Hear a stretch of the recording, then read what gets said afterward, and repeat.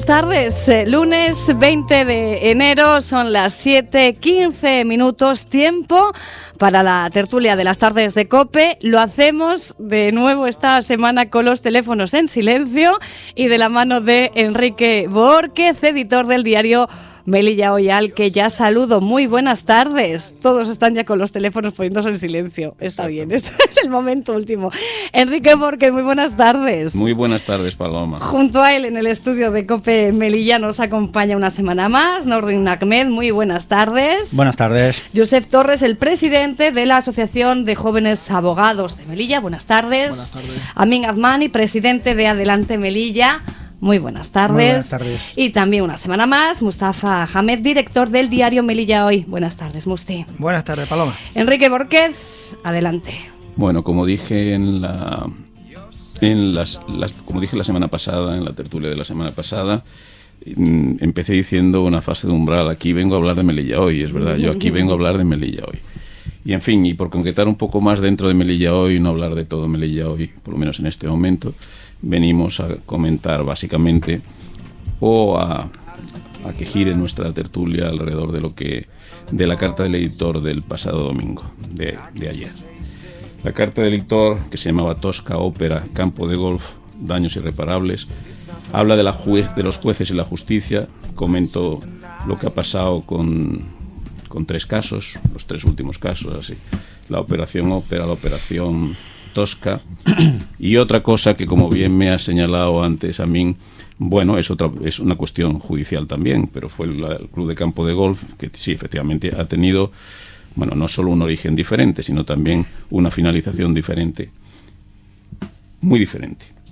Lo que comento aquí en la carta del editor es que, para empezar, una justicia que tarda 4 u 8 años en solucionar un asunto, pues es una justicia lenta. Y yo creo que todos los españoles, bueno, siempre puede haber la excepción que confirma la regla, estamos de acuerdo en que una justicia lenta no es justicia. Y supongo que después Josep nos lo confirmará también. No digo de quién es la culpa, no entro en quién es la culpa de la justicia, de la lentitud de la justicia, pero es evidente que cuando se produce un problema tan grande como este, pues no hay un solo culpable, ni unos solos culpables, hay varios culpables y coinciden varias causas. Y desde luego entre las causas está también que para los políticos, pues la justicia es una especie de enemigo y viceversa.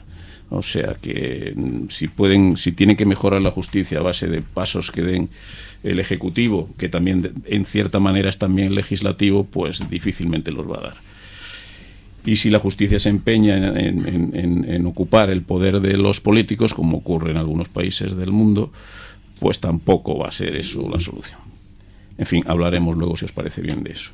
Pero es evidente que lo que se ha producido con todas estas cosas, o lo que se produce con todas estas cosas, es un daño realmente irreparable y para algunos eterno. Entonces, ha hablado también bueno, el caso del Campo de Golf es un caso que, claro, que me atañe más directamente, porque como presidente de la Federación Melillense de Golf y también como jugador, pues hemos sufrido todos mucho. Me preocupa menos mi sufrimiento, me preocupa más el sufrimiento de muchas personas que han estado ayudando y que han sufrido una injusticia larga y una auténtica y absoluta justicia, de las cuales además los denunciantes siempre salen por una cosa o por otra libre, sin dañarse de todas las denuncias falsas que se han producido. Comento también una frase de uno de los libros así que he leído últimamente, que son de Acemoglu y Robinson, que se llama ¿Por qué fracasan los países? Y ellos deducen básicamente que los países, y digo yo, y también las ciudades, pobres lo son porque quienes tienen el poder toman decisiones que crean pobreza. Y añaden a continuación, y esto es muy importante, y además lo hacen a propósito. Y por fin también comentaba la polémica desatada por la intervención, la conferencia de una activista y escritora rifeña, Zoubida Bogaba, de la cual añado que yo no he leído nada ni he oído nada.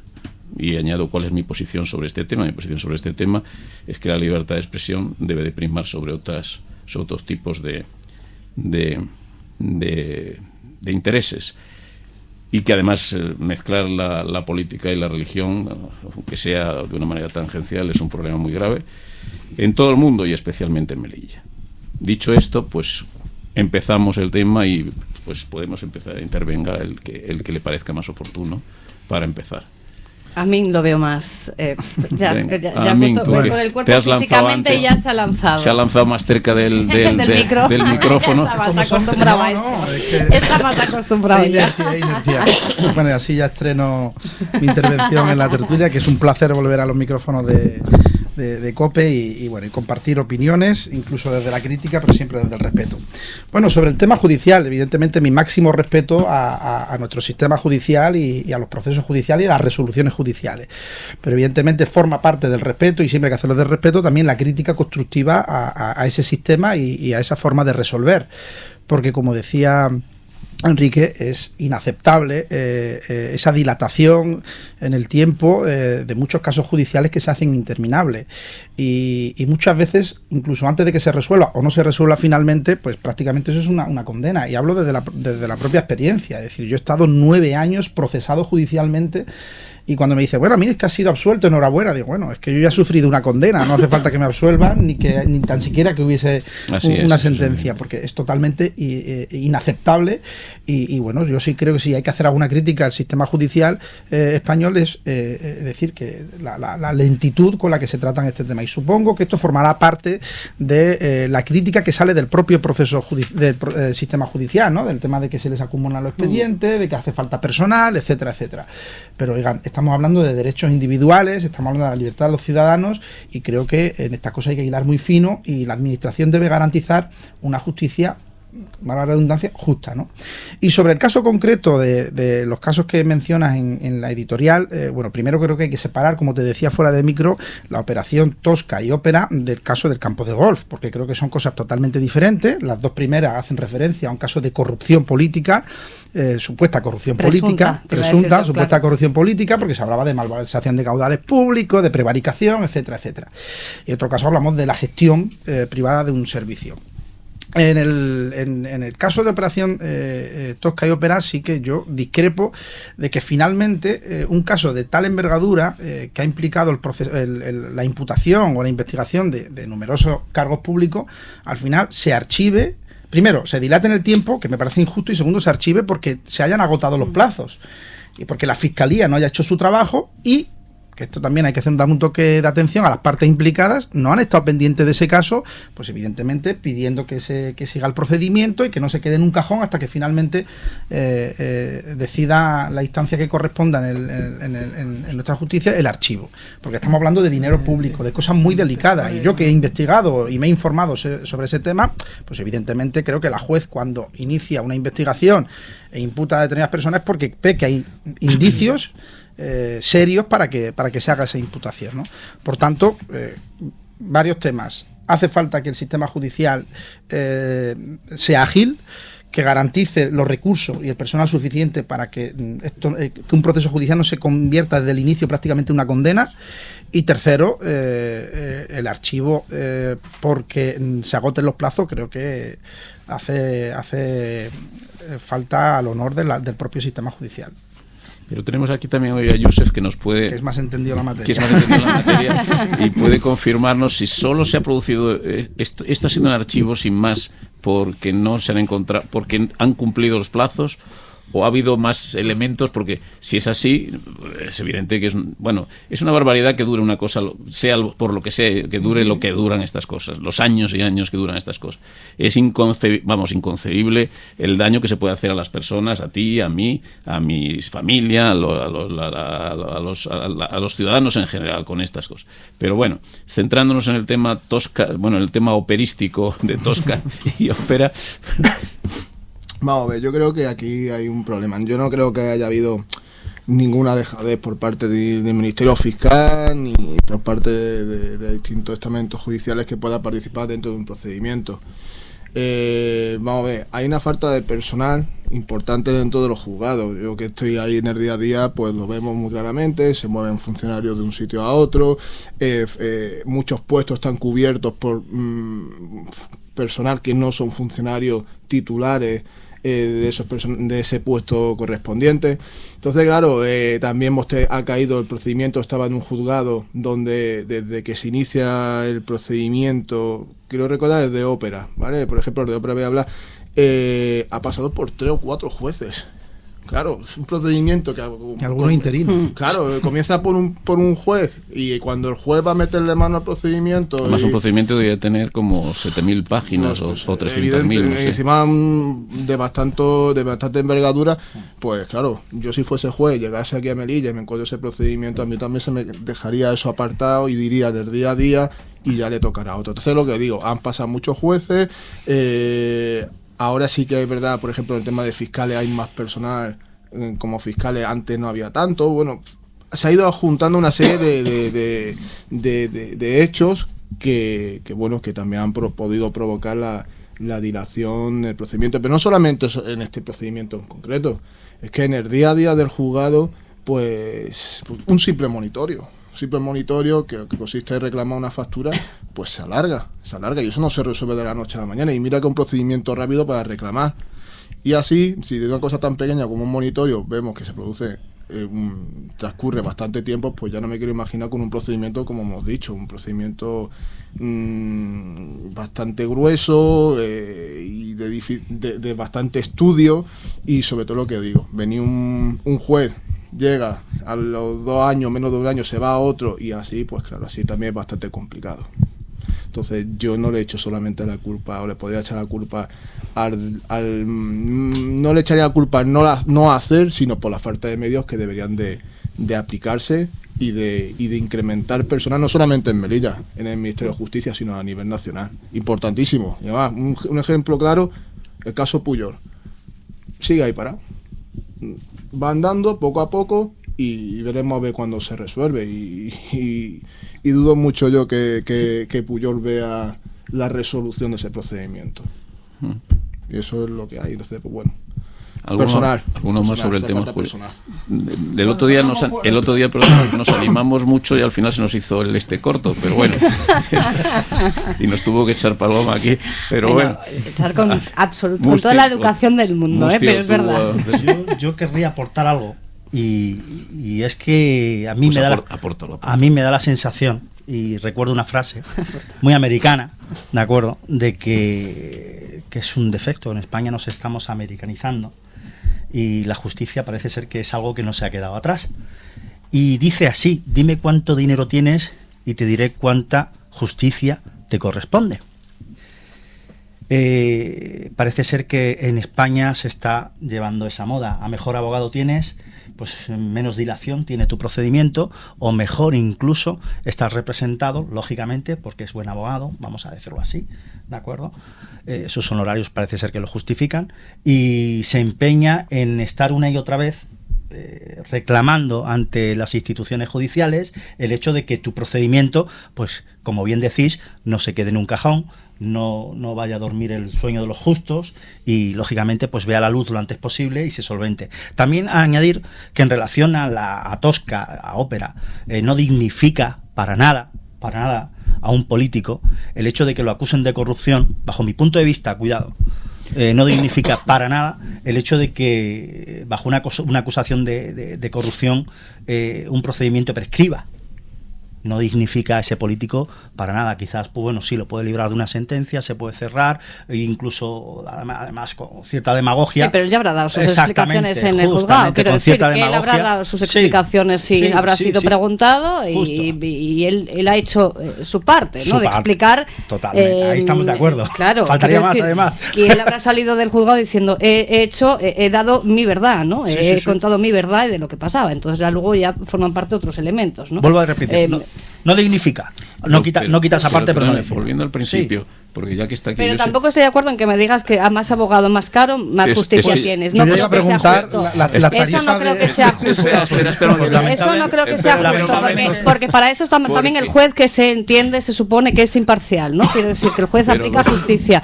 Y yo que yo no he hablado de abogado más caro, no he hablado de imparcialidad, más se retrasa todo, o los plazos vienen más a mí, yo no creo que sea justo, creo. Te pongo un ejemplo. Pero yo iba a decir otra cosa que era va más todavía allí, o sea, yo creo que lo que hay que hacer para que no incurrir en este pecado que tú denuncias, por ejemplo, a Yuses, pues que no le pague nadie, porque así será uno de los abogados bien visto, porque como no cobra, o cobra casi nada, o no cobra nada, pues oye, pues será bien visto y será justo que le hagan más caso a él que al otro que cobra un montón de dinero. A mí lo que me preocupa A mí me gusta más la justicia china. Esa sí que, justicia esa china, sí que lo hacen esa es rápido. efectiva, Esa sí que lo hacen rápido. Sí. No se Y sin discute. dolor, y sin Lo que dolor. dice el jefe no se discute. Y asunto Sin líquido. dolor, Eso sí claro, que no hace y falta sin ni dolor. pagar los abogados, es una tontería. Y la tailandesa. No la americana. La que tailandesa No sé, también además, tiene que ser no sé si es buenísima, cierto garantista. no sé si es total. cierto por parte de la justicia china el ajusticiar a los políticos corruptos de la forma que lo hacen. No, y le hacen pagar la bala encima Sí, a ¿verdad? los familiares. Venga, Con la Corea cual- del Norte, Corea del Sur. Si me permitía, a mí lo que decía yo también sobre el tema de que el juzgado está tan saturado, a mí lo que me preocupa es que la dilación y el archivo por este tipo de causa, de este tipo de motivo, está siendo una tónica habitual cuando debe ser algo excepcional. No es ni el primero ni el último caso que hemos escuchado en nuestra ciudad que se archiva por la lentitud y porque no se dota a ese juzgado determinado, a ese caso determinado, de los recursos suficientes. Que no fue el caso del campo de golf. Efectivamente, bueno, incluso el caso del voto por correo, por ejemplo, que no se entiende como un caso que se inicia en el 2018, dura 9 años y se resuelve, y uno que es del 2007, es decir, anterior, todavía sigue en un cajón y no se archiva porque las partes pues siguen registrando escritos pues para que no quede al final y acabe en un archivo, ¿no? Y luego también mi rechazo total a la judicialización de la vida política. Es decir, veo que hay cierta incapaz de la clase política melillense de resolver los problemas políticos desde la política, y se tiende al final a saturar la justicia, los juzgados de nuestra ciudad con cosas que son absurdas. Es decir, el tema de cuestiones de plazo en la asamblea de la ciudad, el tema de la negativa que se acceda a la información y a documentación pública, etcétera, etcétera. Entonces, hacer un llamamiento evidentemente a que la clase política se entienda, que haga efectivo los mecanismos y los instrumentos de los que se dota la asamblea para funcionar de forma ordinaria. Pero bueno, yo que he trabajado en la asamblea de la ciudad, sí que he visto que al final no te queda otra que acudir a la justicia porque te niegan ese derecho. Pero bueno, yo creo que al final esto se puede resolver políticamente, dialogando y evidentemente haciendo prevalecer el derecho a la información de nuestros representantes públicos por encima de todo, ¿no?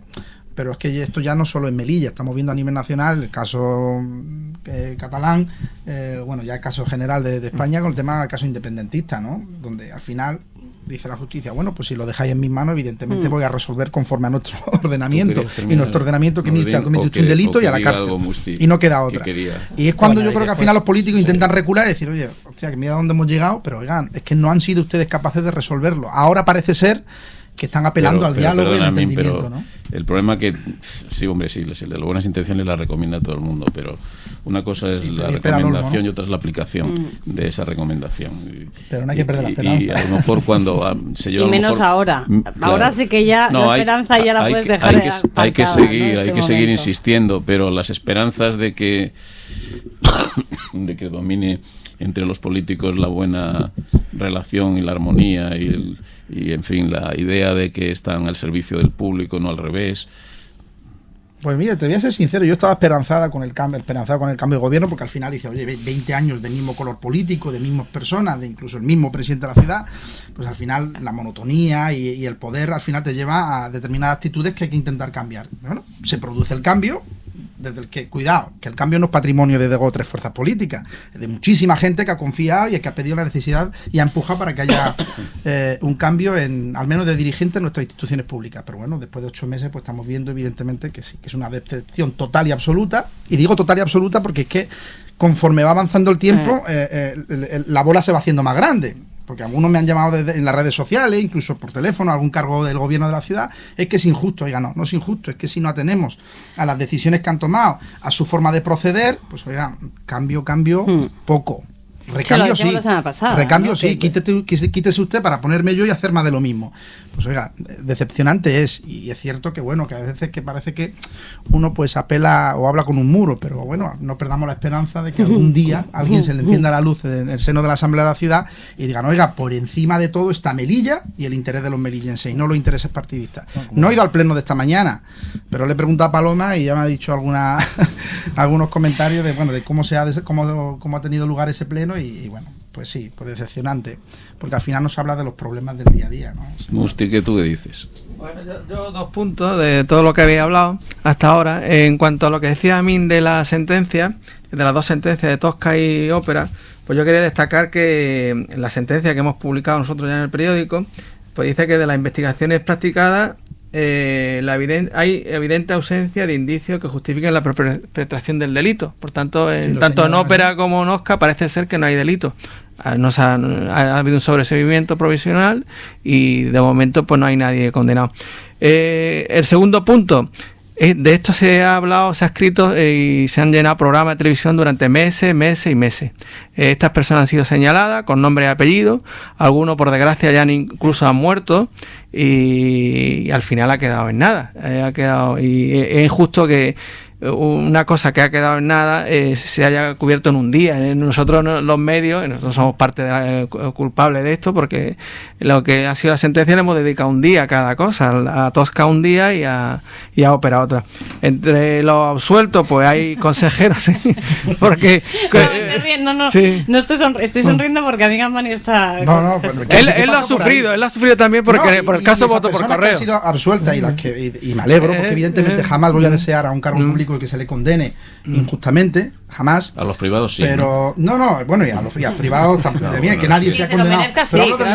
Hablo de los cargos públicos en este caso, pero es que esas personas que han sufrido ese calvario estaban detrás de los micrófonos, bueno, mejor dicho, delante de los micrófonos y llenando mucho espacio y plenos de la asamblea, señalando, por ejemplo, a los que estábamos implicados en otro proceso. Ahora entraremos el voto por correo para señalar. Y no quiero decir el y tú más, ni mucho menos. Lo he dejado claro de un principio. Jamás voy a desear que se condene a nadie. Yo, como está más reciente ahora Tosca y Ópera, hablaremos después, si quiere, del voto por correo, pues a mí me gustaría citar a las personas que han quedado en nada, ¿no? Entre ellos, pues están, en el caso Ópera, Tosca, pues está el consejero Ramón Antón, que ya fallecido, Guillermo Frías y Francisco Javier Calderón, y los viceconsejeros Javier Mateo y José María López Bueno. También está la directora de Promesa, Carolina Gorgé, o el exdirector de Seguridad Ciudadana, Gregorio Castillo.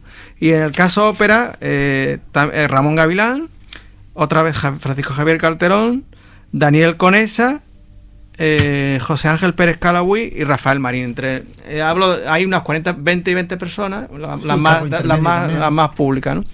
Y bueno, en el caso del voto por correo, pues señor Amin, que ha quedado en nada, pero ha sido esos 9 años de sufrimiento, que lo sabe más que nadie, y de los que hablan en esta tertulia. Sí, pero al final es cierto que el día que se conoce la sentencia, que es este caso del voto por correo, el nombre de Amigas Money, como el de los otros que quedaron exonerados. Yo recuerdo, claro, queda una línea, ¿no? Sí. Y en este caso ha quedado también lo mismo. Y el titular es condenan en este caso Mostafa Berchan, Dionisio Muñoz, ese era el titular, ¿no? De 200 y otra de las cuestiones, y el resto de 240 que eran muchas personas las que han estado todo este tiempo con esa mochila, ¿no? Con esas piedras. Yo recuerdo los informativos, porque esto fue a nivel nacional, los informativos de Telecinco, de todos los medios nacionales. Además me tocó a mí primero en ir a declarar. Aquello fue, a mí lo que me preocupara era mi familia por encima de todo. Las condenas sumaban 247 años. A mi padre, papá, que pague la tele, que no quiero que vea esto, porque pero que era mucha gente. Y al final se queda cierto es en una línea, ¿no? Se condena a por creer que son X, que han hecho tal. Y las personas que han estado, es verdad que tanto tiempo con es el daño irreparable del que habla Enrique. Por eso son daños irreparables. Y ya podemos, no sé, hundirnos más en el daño, pero es inútil, el daño está producido. El daño, por favor, daño está producido, vale. Yo no hago caso y no me En el caso voto por correo pedían 247 años en total. Y al final se ha quedado en 4. A mí le pedían también prisión, creo. Sí, a mí me pedía las partes. Yo te añado una Popular, cosa. Oye, pues 7 años de prisión, 100.000 euros de... Eso te puede dejar 9 años sin dormir. Y unos cuantos años de inhabilitación.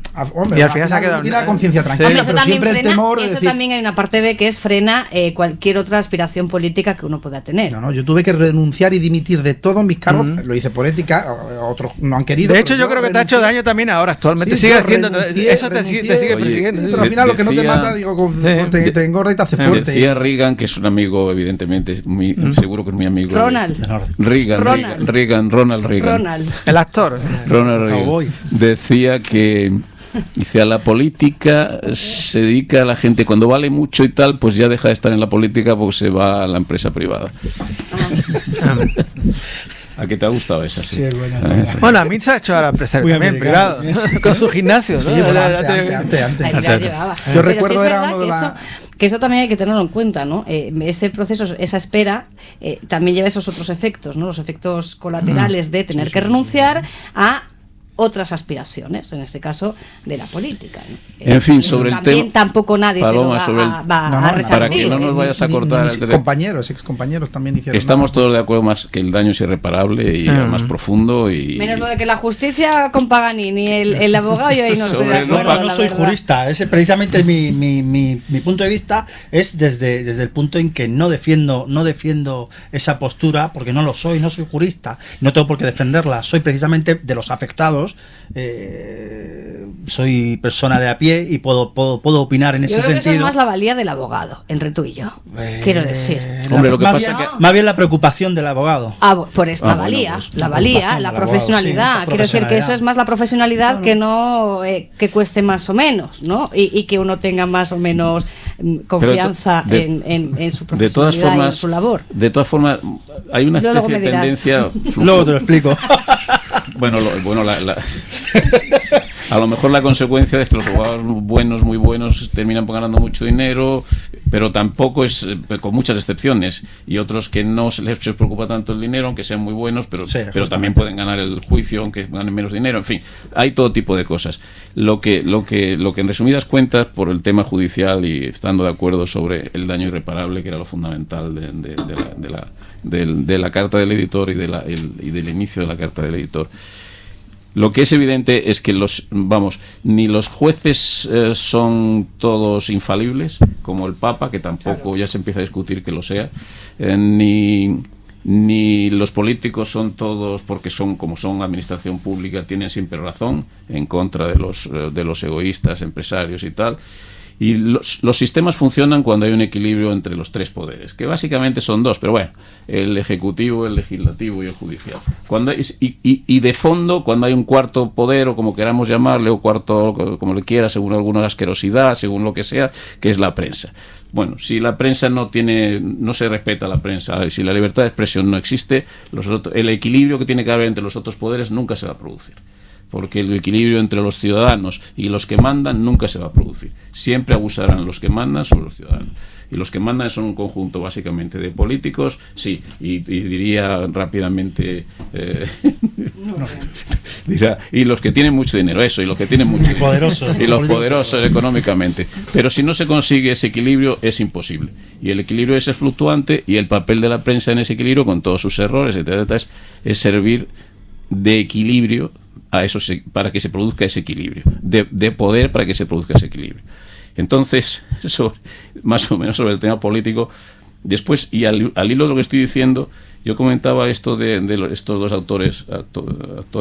escritores americanos, Acemoglu y Robinson, que los países y las ciudades pobres lo son porque quienes tienen el poder toman decisiones que crean pobreza, y además lo hacen a propósito. Para ellos enriquecerse, ¿no? Falta. Para dominar, lo digo aquí, para dominar a los pobres, que son más fáciles de dominar porque tienen más necesidades que los ricos. Bueno. Y menos capacidad de defensa, porque no pueden pagar, según dice... Una triste... me niego. Una triste verdad. A los abogados. Una triste verdad. Hombre, si tú no tienes dinero, tú puedes acceder, ¿no? a un abogado de oficio, ¿no? Sí. Y se le entiende que el abogado de oficio va a luchar por ti, ¿no? Se entiende. Claro. Sí, siempre y cuando sea buen profesional. Hombre, claro, pero es que yo tampoco veo aquí, soy buen profesional, no lo soy. Eso como tratamiento de la vida, ¿no? Hay buenos médicos, hay buenos arquitectos, hay profesionales, hay distintos, te pueden contar con mejores y peores. O sea, no quiere decir que un abogado de oficio sea malo, y tampoco quiere decir que un abogado que se dedique nada más que al ámbito particular sea muy bueno. Y al igual que ya digo, médico, arquitecto, cualquier tipo de profesión, hay buenos, hay buenos, hay personas, ante todo son primeros personas, y ya después pues cada uno ejerce y lleva su trabajo pues como buenamente pueda. Entonces no me gusta que tampoco decir el término abogado de oficio vaya vinculado a ser más profesional. No es así. Porque sí es cierto que el abogado de oficio sí que está sometido a una precariedad bastante lamentable, ¿no? El gremio lo que pasa es que también el ministerio no paga. Eso es, por eso me refiero, es que esa el ministerio llega sin pagar.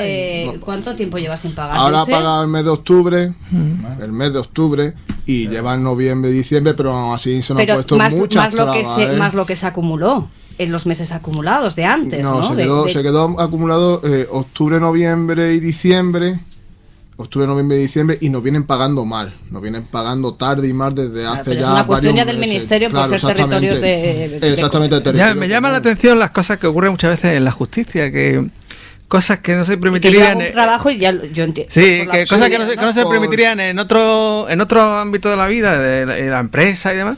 Mira, que después en la justicia pasen ese tipo de cosas. Yo voy a decir una cosa que es muy llamativa y venimos reivindicándolo desde hace un tiempo. Y hace poco yo estuve en una reunión y estoy hablando con un abogado también del País Vasco, ¿vale? Y está en el turno de oficio del País Vasco, en Bilbao concretamente. Y así estamos hablando del turno de oficio y me dice, hombre, claro, es que nosotros somos del país de Bilbao y claro, es que aquí decimos que nosotros cobramos menos, porque es verdad es que nosotros, por hacer el mismo procedimiento, nosotros llevamos un procedimiento de divorcio en Melilla y cobras X. Pero es que si tú lo llevas en Bilbao, por ejemplo, cobras X más Y, o sea, tú cobras más por hacer un procedimiento en Bilbao, porque tienes está transferido que aquí. Su justicia. Entonces dice, bueno, ¿y dónde está la igualdad? Pues su justificación era decirme, mira, es que como nosotros somos de Bilbao y el nivel de vida es más alto en Bilbao que en Melilla, por ejemplo, o que en Andalucía, pues es normal que nosotros ganemos más que los demás. Entonces yo salto y dije, bueno, ¿y en Madrid? Que vosotros cobréis más que uno en Madrid. Entonces ya se quedó un poco... No va en función... Que tiene, por cierto, una renta per cápita muy alta, mucho más alta. Madrid que el País baratito Vasco. no es para vivir, exactamente, o sea, que no va en función, que tenemos nosotros. no va en función, sí, pero nosotros no vamos con plus de residencia, nosotros vamos por unos baremos. Claro.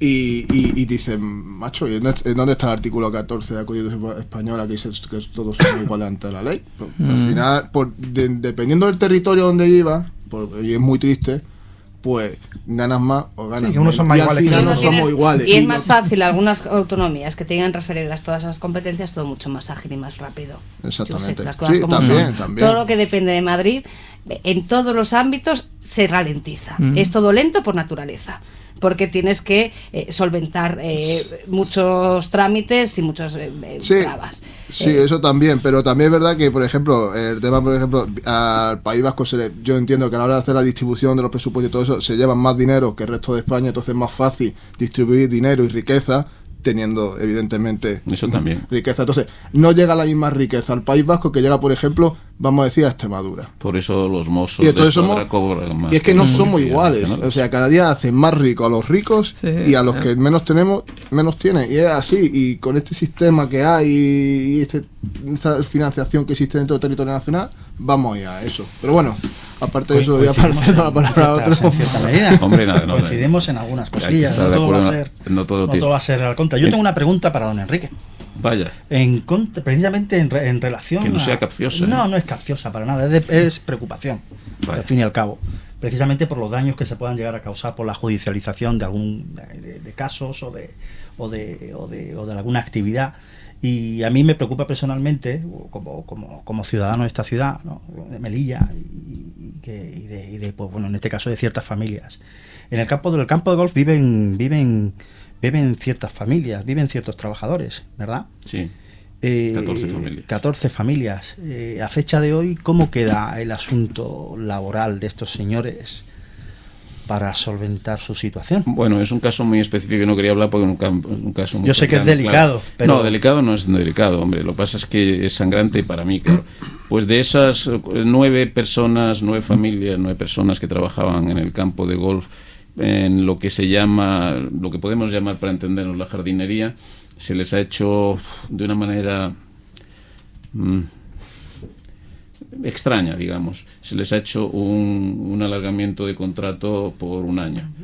Eso no soluciona tampoco el tema, porque el problema de la jardinería exige la compra de maquinaria nueva, etcétera, etcétera, y ninguna empresa ni ninguna persona normal va a comprar maquinaria nueva cuando tiene un contrato por un año y además está pendiente de varias cosas. Luego eso no solucionará. Desde el punto de vista de las 9 familias que fueron ya advertidas de cese en su puesto de trabajo por la empresa que los tiene contratada porque tiene el contrato con la ciudad autónoma, pues esos más o menos están mal resueltos, pero resueltos. Las otras 4 personas que trabajan en lo que es la gestión deportiva del campo de golf, que son además los que han comprado todo, pues no sé, todos los aparatos, los buggies, los estos que han comprado todo esto, que lógicamente se las llevarán en su caso. Sí. Pues esas 4 personas de momento no tienen solución. Se está esperando en el fondo y en esto a ver si yo no critico a nadie en mi carta de elector, pues entonces la solución llegará. Pero si sigo criticando, aunque sea así un poco, o a su juicio sea eso una crítica y no una alabanza, pues probablemente no se arreglará. O si se arreglará, quedan todavía 11 días o 15 días para el vencimiento de esa otra cosa. Yo les he mandado estoy preparando una carta en la cual les digo que cesarán a partir del día 11 de trabajar en esto y que espero y deseo que en ese caso la ciudad autónoma se haga cargo de sus... De forma llana estamos preparando cartas de despido para ciertas familias. Una cosa más que triste. Claro, porque no hay otra cuestión. O sea, la Federación de Golf puede... esas personas vivían porque la Federación de Golf en un concurso pues ganó el concurso y le dieron la gestión durante 2 años, en resumidas cuentas. Justamente cuando hace 2 días se estaba anunciando que en Fitur se iba a vender el turismo de Melilla. Sí, bueno, pero el campo de golf nunca entraba. Nunca la realidad. No, la verdad, el campo de golf en Fitur nunca se ha promocionado. Quiero que quede muy claro que el campo de golf ha sido maltratado por el gobierno anterior y también por este gobierno. El campo de golf nunca ha sido una de las imágenes de Fitur. Ha sido maltratado por el gobierno anterior, a pesar de todos los pesares y tal, y no ha sido más maltratado porque no han podido. Pero probablemente si hubiesen podido lo hubiesen hecho también. Sí, pero me refiero que no ha sido nunca un atractivo a sumar. Han desaprovechado total y absolutamente las oportunidades que cualquier ciudad del mundo aprovecharía y de las cuales obtendría un beneficio, y la han tirado por la basura. Yo imagino que los cruceristas juegan al golf, ¿no? ¿Algún crucerista juega al golf? Todos los cruceristas que vienen aquí, cuando se enteran de que hay campo de golf, van a jugar al golf. A eso voy. Pero será que queréis promocionar. Claro, exacto. Es el gobierno el que decide, es turismo. Con el agravante además de que qué política desarrollar el gobierno no ha dicho absolutamente nada de qué es lo que va a hacer. No se sabe. No se sabe, pero bueno, pero que no te sorprenda porque este gobierno prácticamente no sabe nada. Un momento. Sí. El nuevo gobierno lo tenía arreglado, porque ya se había publicado el concurso, como se hacía con años anteriores, el concurso para que se presentaran las empresas o las que sea o quien fuera, y se adjudicaran ese concurso de renovación, digamos, de los contratos, no de renovación de esos contratos, de renovación de cubrir esas necesidades. Y una persona, bueno, no quiero hablar porque me da asco hablar de él, pero vamos, retiraron el concurso y lo retiraron además, y después nosotros denunciamos que hubiesen retirado ese concurso y aunque nos dijeron que no teníamos legalidad porque no sé qué, pero bueno, nos dijeron que teníamos toda la razón y además es clarísimamente una prevaricación el haber retirado ese, porque para retirar un concurso tienen que alegar unos motivos que no alegaron ni se basaron en nada.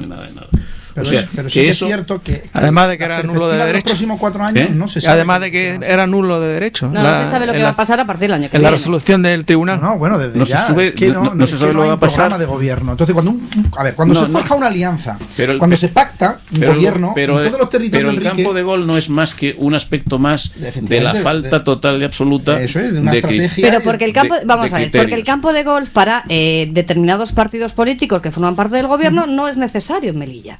Entonces, como es algo que la gente no demanda, pero vamos a ver, y la gente no va en masa al campo de golf, como no lo entienden que sea necesario, es una instalación que consideran prescindible. Paloma, eso es lo que se ha escuchado. Para muchos políticos puede ser que el Quijote no les sea interesante leerlo, pero eso no quiere decir que para España el Quijote sea muy importante y que leer el Quijote sea conveniente. Sí, yo estoy de acuerdo pues contigo, aquí, guardando las distancias, pasa lo mismo. O sea, el campo de golf, sobre todo una vez que está hecho, porque se podía haber discutido si se hacía o no se hacía el campo de golf, Pero una vez hecho el campo de golf, aprovechas la oportunidad que tienes. Una vez que inviertes, te guste a ti o no te 5 guste, millones de euros, juegues tú al golf, a la petanca o a nada. O sea, bueno, da igual.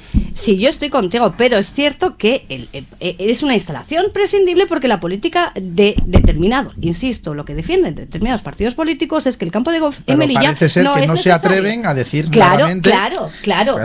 Porque llegas al gobierno y te topas con la realidad y ahora tienes que tomar una decisión. Pero que te digo que esto forma parte, como dice, claro, el campo de golf es una cosa de toda una serie de medidas y de decisiones y de ámbitos y de áreas que el gobierno tiene que tomar. Yo creo que también en esa decisión ha influido que coincidiera con un periodo electoral. Las elecciones del 10 de noviembre, cuando salió un comentario de que se habían renovado la gestión, salió un comentario en Facebook y ahí ya salieron los de CPM sobre todo, que dijeron que había que quitar el campo de golf. Fue a raíz se puede gobernar. Y yo en una entrevista en COPE Melilla con Dunial Mansuri, era de la opción de campo de golf. Hay que plantear a los ciudadanos qué queremos hacer con esas instalaciones. Exacto. Plantearle a los ciudadanos, que sean ellos los que decidan si mantenemos campo de golf, si lo dedicamos. Entonces fue una medida electoralista que sigue hasta Pero ahora. En Melilla hizo una encuesta. Una encuesta entre qué opinaban los melillenses sobre el nuevo gobierno y si les gustaba cómo estaban haciendo las cosas, sí o no. El 92,5% contestó que no le gustaba, que le parecía pésima o muy mala. Bueno, lo lógico, siguiendo ese razonamiento que tú dices, es que ese gobierno, al ver esa cosa, dijera, dimitimos todos. No, claro, pero... No puede haber nuevas elecciones, pero bueno... Eso lo plantea Melilla hoy, no lo plantea el gobierno de la ciudad. Busquemos otros 12, 13, 15 por ahí que quieran hacer algo. El problema de esto es que aquí se ha forjado una alianza de gobierno sin haber acordado, cerrado un documento marco, una propuesta sin programa de gobierno. No, es decir, se han sentado, vamos a repartirnos cuántas consejerías y viceconsejerías va a tener cada uno, pero tú ves, por ejemplo, al gobierno a nivel nacional, es decir, dos fuerzas políticas que se sientan y llegan a un acuerdo. Es lo primero que presentan. Llegas a Andalucía, PP, Ciudadanos y Vox, dentro de 4 minutos nos va a decir Paloma que... 4 minutos, 3 minutos, 3 ya. minutos Claro. Solo el último tema, solo por terminarlo y sin ser esto, sobre el tema de Bogava. ¿Cuál es vuestra postura? Musti, que nos hemos pasado 4 pueblos. Sí, por Musti, para ahorrar tiempo. Bueno, Musti yo tengo mi opinión. Opina que la libertad de expresión no es así, es así. Está por encima de otra. Y más trabajando en un medio de comunicación. Si yo no defendiera la libertad de expresión en nuestro periódico, hay cosas que nunca estaría de acuerdo, pero no por eso voy a dejar de publicarlo. No eso por mismo, eso lo de no el mismo, periódico Mustafa. no comparte las opiniones de los... No es lo mismo, porque a ver, yo soy un defensor acérrimo de la libertad de expresión, pero nadie debe ni puede valerse de esa libertad de expresión para estigmatizar y generalizar. Pero es que esta mujer no vino a hablar de eso. Un momento, y puntualizo. En lo privado lo puede hacer. Sí, sí. Es decir, personalmente en sus perfiles en las redes sociales tú puedes generalizar, estigmatizar, insultar e incluso despreciar. Pero lo que no puede ser es que la administración pública sea el púlpito de personas que piensan así. Sí. Es decir, con el dinero público no se puede traer a ninguna se ha persona. sacado de contexto. No, perdona, yo he visto... tú sabes que yo para opinar me informo con detenimiento. Y yo no, y además lo confesional, que yo soy un musulmán laicista, o sea, fíjate tú. Queda un minuto. Pero lo que es inadmisible es que esta señora haya recibido dinero público a sabienda de cómo ha generalizado y ha metido a todo, o sea, en el mismo saco a un colectivo que es muy plural y muy diverso. Tú no puedes decir que todas las mujeres musulmanas, como ponen un tuit, son mujeres oprimidas y reprimidas. De que termine el minuto. La libertad de expresión ante todo, pero la sensibilidad y el respeto hay que medirlo. No, pero se podía haber invitado a otras muchas personas que también van en la misma línea y no haber generado ningún tipo de... Esta mujer venía a hablar de un libro de cuentos populares. No venía a hablar de ese tema. Justamente sí, se sacó de contexto. Si hubiese venido a hablar de hijab, no venía a provocar. Pero venía a hablar de un libro. ¿A un homófobo a contar cuentos? ¿El qué? ¿A un homófobo a contar cuentos? Han venido. ¿O a un antisemita a contar cuentos? Han venido escritores que han dicho que han estado con menores. Que no puede venir, o sea, tenemos que mirarle todo. Pero vamos a ver, Amin, que no puede ser así tampoco, que no podemos montar la que hemos montado por unas declaraciones. Yo estoy en contra de las declaraciones de la CIM, que me parece una barbaridad. Y tampoco apelar al boicot bajo ningún concepto. Nosotros de lo que yo hablo es que del dinero público en una ciudad multicultural. Que venía a hablar de los cuentos del RIF del la tradición de los cuentos del Rif, a mí no venía a hablar del hijab y del pañuelo en las niñas. Yo no traería con dinero público nunca a un homófobo, a un racista o a un antisemita, que ya pasó a contar ningún tipo de cuento. Ya pasó con Menguinel, que trajo a... Me parece que ya terminamos. Una exageración y en este caso no tiene sentido. Bueno, que la semana que viene más. Enrique Borquez, gracias. Ahora sí que ya me están llegando, ya me están dando las Josep Torres, gracias. Nordin Ahmed, Amin Amani, Musti, gracias. La semana que viene más.